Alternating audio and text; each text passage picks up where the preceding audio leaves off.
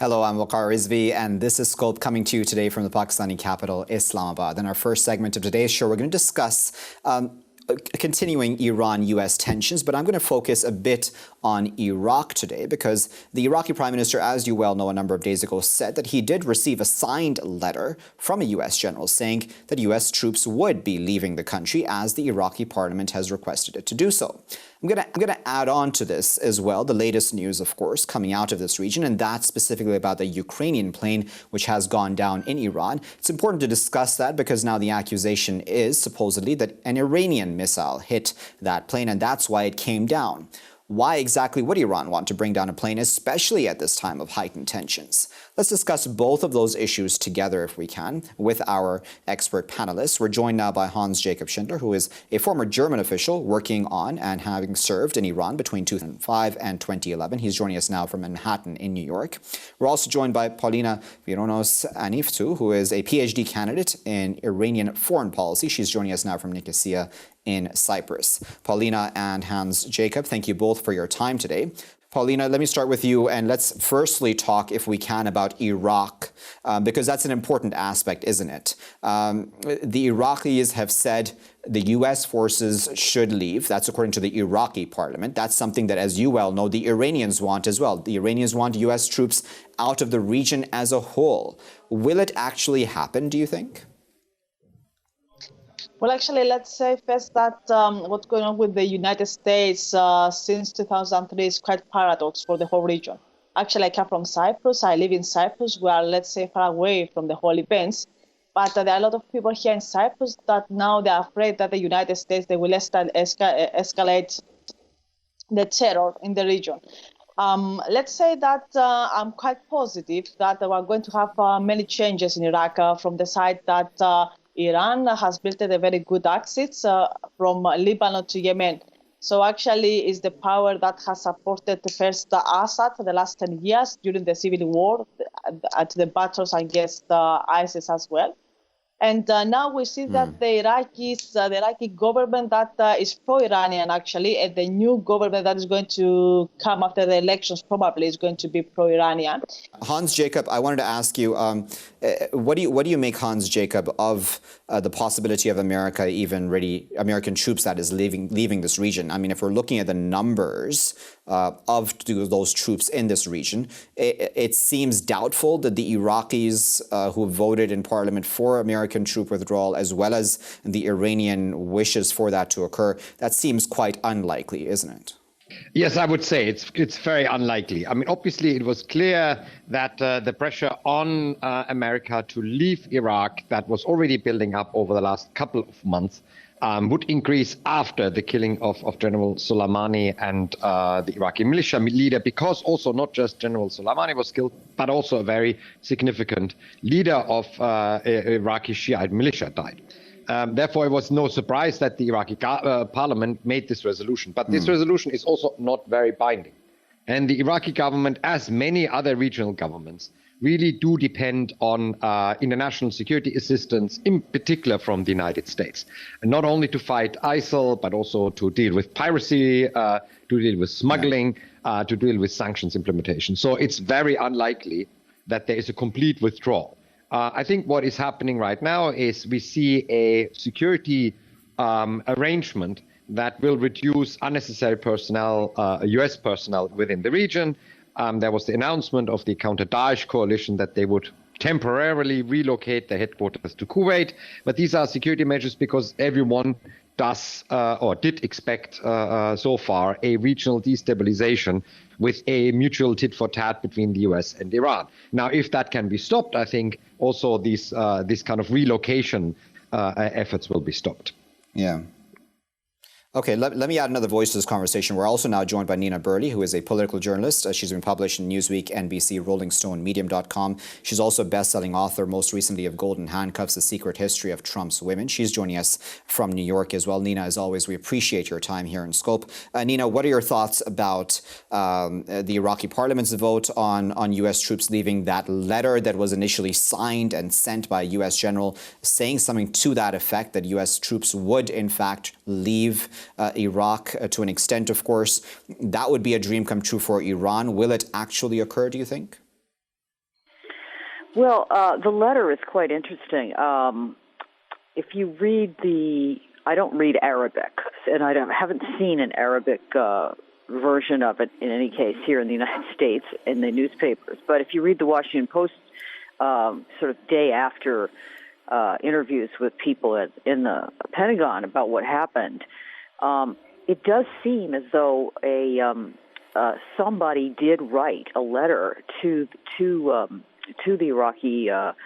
Iraqis indicating that there was a beginning plan to start moving the troops out, and it wasn't taking them out, but it was a letter about moving them in a certain way that would make it easier for them to leave, let's say.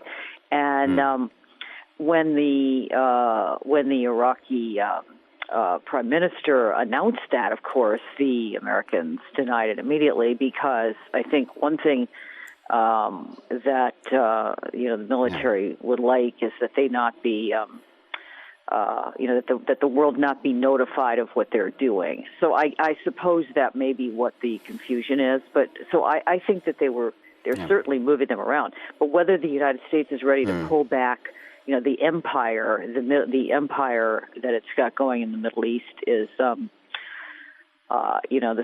is hard days. They're the leaders of this country are not apparently willing to leave without leaving a lot of. They're not ready to relinquish empire. Let's put it that way. Okay, so let me go back to Polina in Cyprus. What are your thoughts about the complaints on the part of the Iraqi officials that Iran has also violated their sovereignty, right? Because after the Iranian attack on the U.S. bases in Iraq, that statement also came out by many officials, including the president, the parliament speaker, and even the prime minister. I mean, I imagine, of course, those were muted statements because they would have understood, and seemingly there was communication about this attack before it even happened by the Iranians. But nevertheless, the Iraqis are not happy that the Iranians also violated their sovereignty to an extent. Do you think it's a question now of both Iranians and Americans leaving Iraq alone? No, at all. What I do strongly believe is what I said at the beginning is that Iran, the last 10 years, built an axis from Lebanon to Yemen. So it's an axis protection of the Shia populations. I mean, through this time, it supported, Assad. They fought against ISIS. And at the moment, what they believe that they are doing in Iraq is that they try to establish stability in Iran, and actually to bring a new government that is going to help the Iraqis and also to establish, security in the region. In no case, I wouldn't believe that there is a single Iranian that at this point is going to say that is well informed about the political situation. That's going to come and say that Iran is acting against Iraq. I mean, if we go back to the war between the two countries in 1888, what we can see is that, Iranians, they stand up for Iraqis in any case, and they help them, after all, to build their economy as well. And it's been, major exports between the two countries from both sides. What I would say is that in this case, if we believe that Iraq can exist without Iran determining, the stability in the region is going to be a big lie. And I think it's far away from any political, accuracy this period. So officials, of course, at this time they can be against the United States, and I can understand why, because the presence is there since 2003. We have military there, we have official state there. There is something like more than 1 million dead civilians from the American attacks and from their operations. So I think they both understand that, of course, they want a state for their own. They want Iraq for Iraqis. This is also what Iran wants for Iraqis in any case, because Iran doesn't have any territorial demands to go against Iraq in any case. So what I would say in this kind of case, we have to be very careful, because if we try to put an equilibrium between Iran and USA, we are going to fail to understand what probably are going to be the reactions in this specific case, especially after the assassination of Soleimani. We have seen Assad coming and Putin going to Syria in order, to calm down things. And actually, the attack of Iran against Iraq, it happened the 2 days that Putin was in the region. So, the United States with an attack back. So we have to be ready to understand that there is a big relationship. What Iran is going to do the next month doesn't depend only from Iran, but it's going to ask also Russia, Syria, and China. Okay, so let's talk about this other huge aspect, Hans-Jakob, about this Ukrainian plane. The accusation now in many quarters is that it's an Iranian missile that brought down this plane. And I bring this up at this time because it's sort of, the timing is odd, right? Sure, it happened on the exact same day that the Iranians attacked those bases in Iraq, the US bases. But does it make sense to you, Hans-Jakob, that the Iranians would intentionally or unintentionally really bring down a plane like this?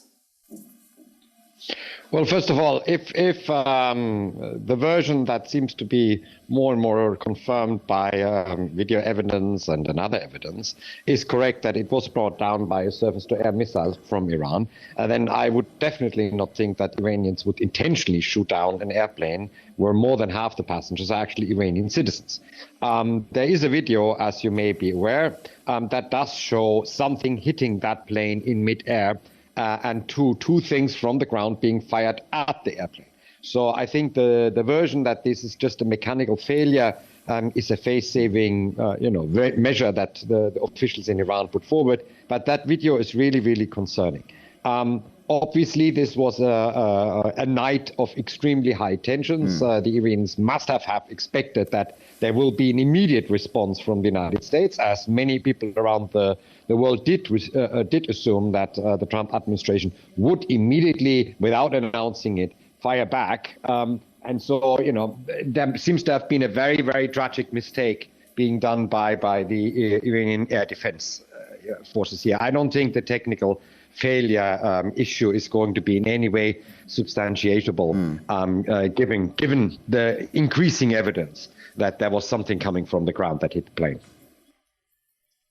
Okay, so Nina, on that point then, the point that many others are making is that, listen, if the Iranians have the kind of missiles that are accurate enough, and if we're to understand a lot of the statements that come from the U.S., accurate enough not to hit U.S. troops directly, but just a couple of meters away from them, if they have missiles that are accurate enough to do that, and they were able to plan that down to a point, why would they then, even unintentionally, make this sort of mistake of, misunderstanding a plane, a passenger plane, for possibly a fighter jet or a hostile craft?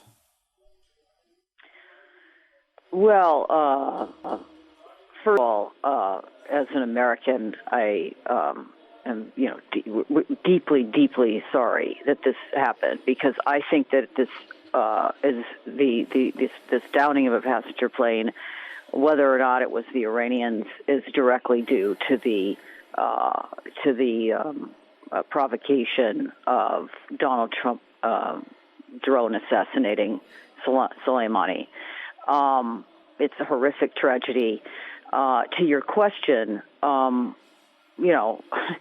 don't understand how anti-aircraft weaponry works, but I have to assume that on that night that there were very, very jittery hands on whatever machinery there is there in Tehran to defend people, and somebody made a mistake. Yes, they have, precise weapons, but they also have, human beings behind them. And, when you're sitting there in Tehran and you're responding to this behemoth country with nuclear weapons, and as Donald Trump disgustingly boasted in his tweet, $2 trillion of beautiful equipment that they're ready to throw at this smaller country. Of course, people's hands are shaking. That's the only answer that I can give. Interesting. Polina in Cyprus, what do you make of that?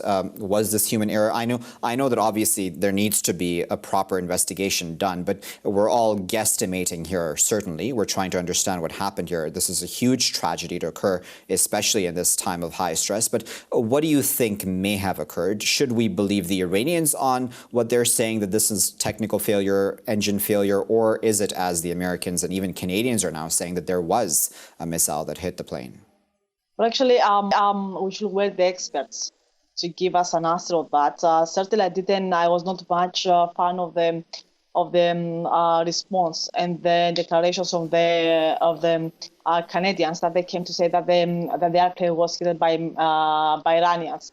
What I would say is that for me, it's quite strange to see this kind of situation because, of course, if we come and say that the Iranians they hit that, then of course they don't have accurate weapons, and they ask questions like the ones that you make now.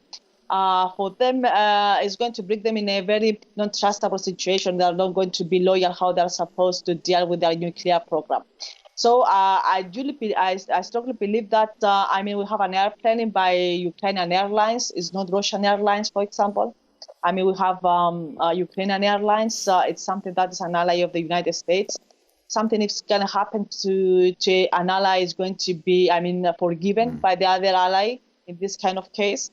In any case, we lost so many human lives in that crash, and I believe that it's a little bit pity to come and accuse at the moment Iran or any other force about what happened. What I would like to say is that in any case, we have to be, quite patient because most of the passengers, they were Iranians, and Iranians didn't have any kind of reason to hit such a plane. It's better to wait, the experts come back to us and explain what the reason was. Okay, we'll leave that as a final word, but of course we appreciate all three of our guests for their time and their insight. That was Polina speaking to us from Cyprus, Hans-Jakob speaking to us from Manhattan, and Nina Bertie also speaking to us from New York. Viewers, we've spoken about the letter that Iraq received, seemingly from a U.S. official saying that, we're going to leave, we're going to withdraw our troops as per the wishes of the Iraqi parliament. This, of course, in the wake of that Soleimani assassination, as well as the assassination, remember, of Abu Mahdi al-Muhandis, who is an Iraqi official as well, military official, that is, of the PMUs. Then, of course, we've had this accusation that an Iranian missile unintentionally, as all of our guests there admitted, may have hit this passenger plane, this Ukrainian passenger plane at this time. Does that really make sense? Again, the argument that many people are using against that is that if the Iranians were precise enough to land ballistic missiles just close enough to the Americans in Iraq, but not to directly hit them, does it make sense that such an advanced military would then not be able to understand the heat signatures from a passenger plane versus that of a hostile aircraft? Certainly, it's possible that human error happened. No one can pass judgment on it this quickly, but then why are countries passing judgment on it so quickly? Maybe we should all wait for the NTSB and others to get involved and take out proper evidence and release proper reports from on the ground in Iran to understand better what really occurred in this tragedy. We'll keep a close eye on that, of course, here in Scope. I'll be back with my next segment, though, after this break.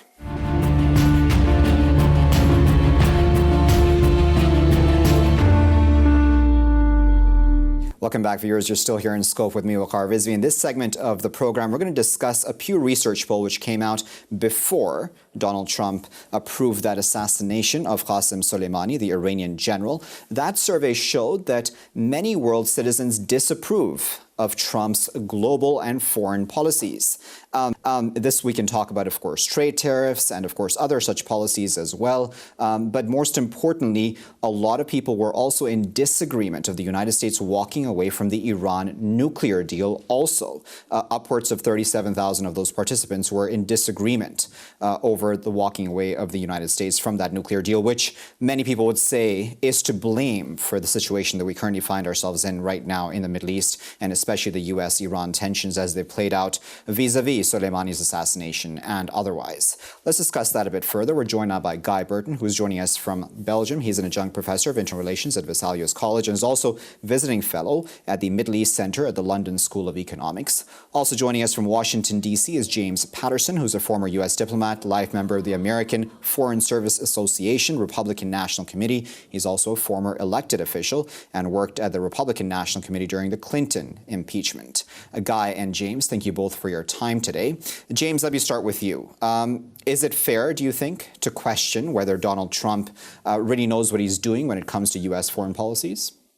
I don't think it's any less fair to question President Trump than it is to have questioned President Obama when he was in office, or for Americans to have questioned former President George H.W. Bush.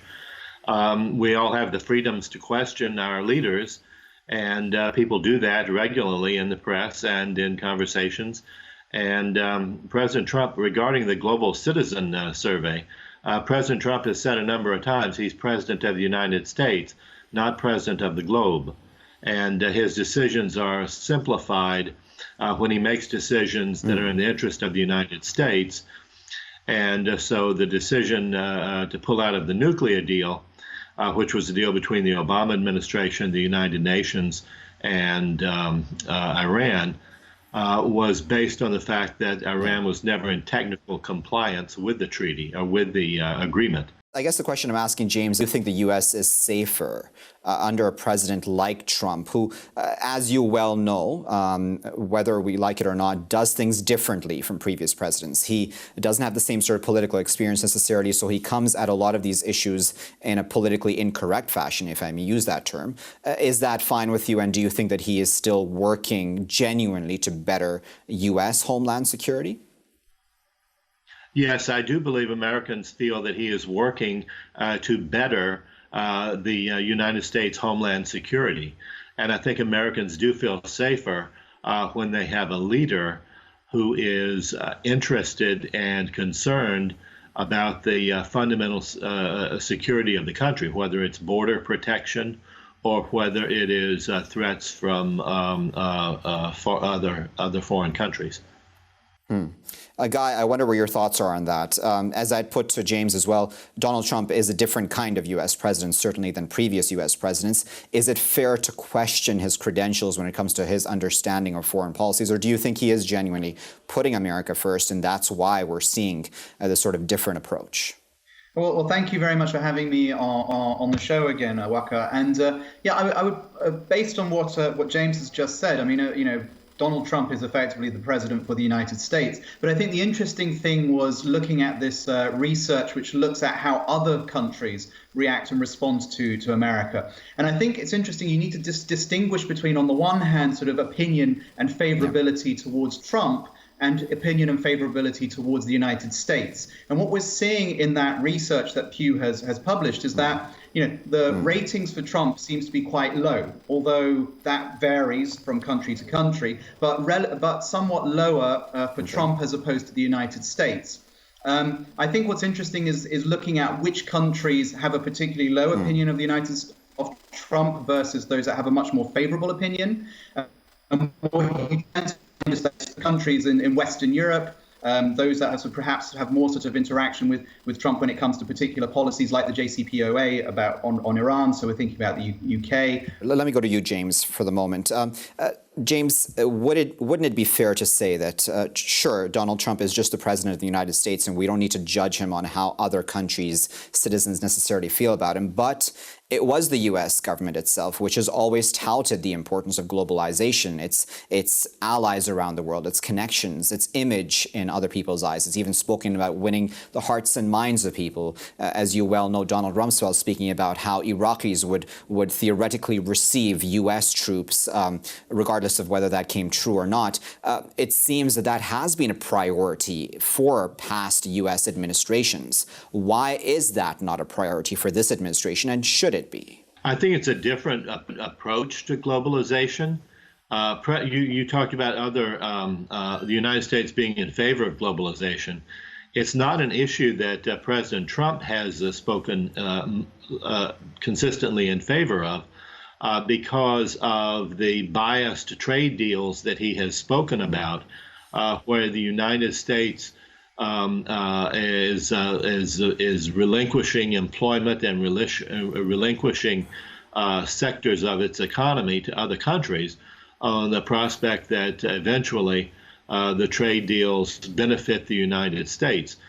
He hasn't seen that as he's traveled through the country, and in fact he's listened to Americans explain their hardship when their jobs are lost because of globalization, or because of climate change policies, or because of their concern about deals like the JCPOA.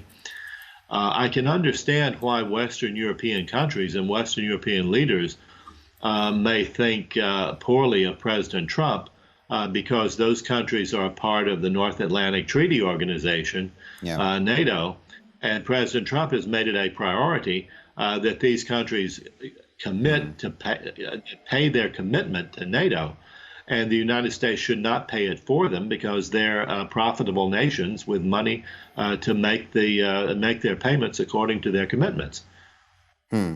Guy, what are your thoughts on that point?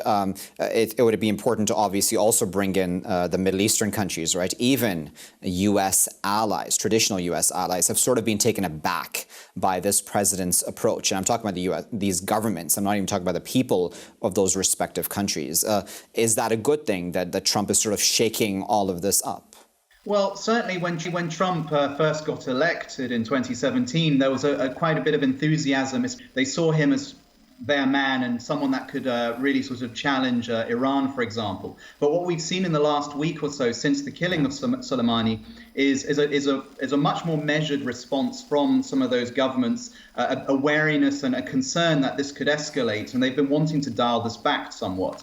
So there is a little bit of concern on the Gulf side. However, if you're looking at a place like Israel, for example, there's been a lot of sort of favorable opinion, regarding Trump there. The Israeli government have very much liked, and even sort of there was public support for Trump's decision to move the American embassy from Tel Aviv to Jerusalem. And so you see that in the Pew evaluation, very high approval ratings for Trump in Israel. So then let me stick with you, Guy, for coming forward. If we're talking about, now let's talk about the assassination of Qasem Soleimani. Does that change things, do you think, when it comes to what global opinion will be like vis-a-vis the United States and Trump's foreign policies? Will this go, a positive trajectory for U.S. and the opinions of the U.S. in the rest of the world, or do you think this will take a negative turn? Because many people have fallen on both sides of the aisle, right? So on one side, you have people who would say, listen, Donald Trump endangered the rest of us, including allies in this region. And on the other side, it's like, listen, he had to take out this man because he was a danger to us. And certainly, I think you're seeing this in Iraq, for example, as well as the United Kingdom, that there does seem to be divided opinion. If we look at Iraq, for example, certainly in Parliament, there are a number of MPs that voted for the US to withdraw its troops, admittedly a non-binding resolution, but the Kurds and the Sunnis were not involved in that vote. More broadly, there is also sort of a reaction within society that feels that why do we have the Iranian influence here anyway? What's interesting, if you follow here in Europe as well, the UK, some of the people who've been reacting on phone-ins, for example, have been very supportive of the Trump position, partly because they see Iran as a threat. So there is, I think, in a sense of, does this make America safer is one question, or American assets safer is one question. But there is also sort of another question, which is what is public opinion about all of this? Indeed. And so let's talk about public opinion then, James. Do you think the majority of Americans support Donald Trump assassinating an Iranian general in a third country, such as Iraq, which I imagine the American establishment would view as an ally? The action was taken after an American citizen, an Iraqi American citizen, was killed, and other Americans stationed in, I believe it was Syria or Iraq, had been wounded from an attack plotted by Qasem Soleimani. And the man was in Iraq again with the intention, according to the United States officials, to do other attacks on U.S. personnel and U.S. resources. And so the assassination of Mr. Soleimani was justified according to U.S. law, and President Trump had the constitutional authority to do this. And so the message to other countries is that if you harbor terrorists who intend to attack U.S. citizens or U.S. resources, then they will pay a price for that. That is being called in the United States the Trump doctrine. But it's a risky move, though, isn't it, James? Because as you well know, James, the Iraqi politicians have not all viewed this in one specific way, right? I would say a lot of them do not appreciate the violation of their sovereignty, their country's sovereignty. Why would the U.S. choose to carry out this attack on Iraqi soil? If its problem was with Iran, why not just go into Iran? Soleimani was in Iraq at the time, according to U.S. authorities, to plot other attacks on U.S. personnel and on U.S. resources. That's where he was at. That's where he was pinpointed. He was caught in the act, according to the U.S. government officials. And so the message is that President Trump will safeguard American resources, American facilities, and U.S. lives. And so that's the message to Iran, Iraq, and other countries. Don't harbor terrorists. Okay. President Trump has stated in his talk the other day from the White House, gave a path to peace and prosperity for Iran and the broader Middle East. And that path includes a path of negotiation between the Iranian government and the United States. And that when that happens, there's a path to peace, prosperity, and harmony between our countries. All right. So, Guy, what do you make of that? Because, again, this has had consequences on opinions in this region, hasn't it? And throughout the world, really. There has been somewhat of division where, as I put to you earlier also, that there's been one side people saying, listen, he had to be taken out, and the other side people saying you've endangered U.S. allies in the region, because Iran came out very strongly and said, we'll attack any ally of the United States who helps the U.S. in attacking us and or further, implementing this maximum pressure campaign, for example. Do you think that this will play in favor of the U.S. image in the region, or will this not do any favors for Trump going forward, even if he does want to further now pressurize Iran? Well, the baseline for opinion in the region towards the United States has been sort of relatively low, at least on a public level. So you find there's not a lot of great support, or at least a lot of skepticism about sort of the interests and the motivations of the United States when they carry out such actions. Obviously, it's presented and portrayed as defending American interests, defending American concerns, and also those of their allies. But I think often the public sort of see this as, in a much more skeptical mind. But so I think in that sense, the position of the United States was already relatively low to begin with. So Trump just adds to that. But as you sort of started at the outset of this discussion about sort of the Pew Research findings, what is interesting is this differentiation between sort of opinion towards the United States on one hand and opinion towards Trump on the other. And what seems to be interesting is that at least globally, confidence or favorability in the United States seems to be holding up. And that obviously raises questions about why. And a lot of that could potentially probably be to do with sort of the role of American soft power, the influence of sort of American culture, which is not necessarily absorbed in its totality around the world, but is adjusted and modified and adapted and molded. Things like Hollywood, music, and American culture play very well in the rest of the world. And that includes in the Middle East as well.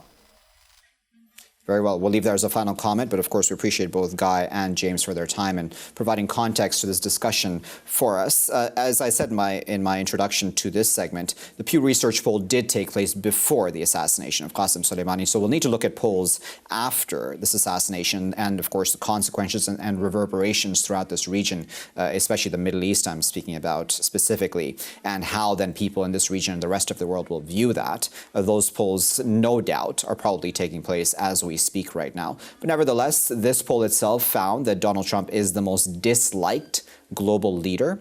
Why is that? Is it because Donald Trump does things in a politically incorrect fashion? Is it because he is so brash and not trying to necessarily win the hearts and minds of people around the world? Is he, as James said, just putting America first for the first time possibly for a U.S. administration, and he'll just do what he thinks is best for his own people, regardless of what other global citizens think? Or is it a bit more complicated than that? Because it seems at some level that the U.S. establishment does still want to have some favor with global citizens. As Guy there correctly said, of course, American culture plays a huge part in keeping a positive image of America going, but then the politics makes a huge difference too, doesn't it, to turn off people, if that is specifically what's turning off people at this time. We'll keep a close eye on that, of course, here in Scope. I'll leave it there for now, though. I've been Waqar Rizvi. Thanks for watching.